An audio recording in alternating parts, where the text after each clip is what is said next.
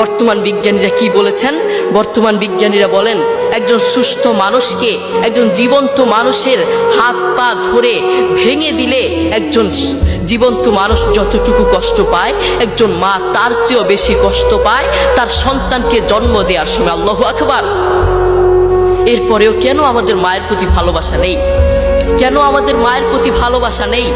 একদিন আব্দুল্লাহ ইবনে ওমর রাদিয়াল্লাহু তাআলা আনহু কাবার পাশে দাঁড়িয়েছিলেন।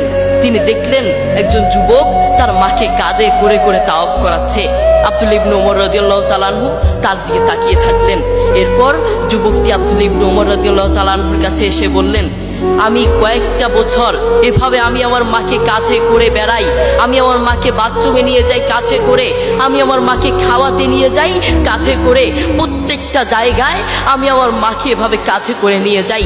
আপনি বলুন, আপনার কাছে আমার প্রশ্ন, আমি কি আমার মায়ের হক আদায় করতে পেরেছি? আমি কি আমার মায়ের হক আদায় করতে পেরেছি? আব্দুল্লাহ ইবনে ওমর রাদিয়াল্লাহু তাআলা আনহু কি বললেন জানেন? তোমার মা তোমাকে জন্ম দেওয়ার সময় কয়েক হাজার কষ্টের নিঃশ্বাস ছেড়েছে। তুমি যদি সেই কয়েক হাজার কষ্টের নিঃশ্বাস থেকে একটি কষ্টের নিঃশ্বাসের হক আদায় করার জন্য কিয়ামত পর্যন্ত তোমার মাকে এভাবে কাঁধে করে বয়ে বেড়াও, কিয়ামত পর্যন্ত একটা কষ্টের নিঃশ্বাসের হক আদায় করতে পারবে না। আল্লাহু আকবার। দেখেছেন মা আমাদের জন্য কত কষ্ট করেছেন। নিজের জীবনের চেয়ে তার সন্তানের দিকে ভালোবাসেন। অন্য কারো দিকে না তাকালেও নিজের সন্তানের দিকে তাকান। তবুও বহু কুলাঙ্গার সন্তান তার মাকে ঘর থেকে বের করে দেয়। বহু কুলাঙ্গার সন্তান তার মায়ের উপর আঘাত করে থাকে।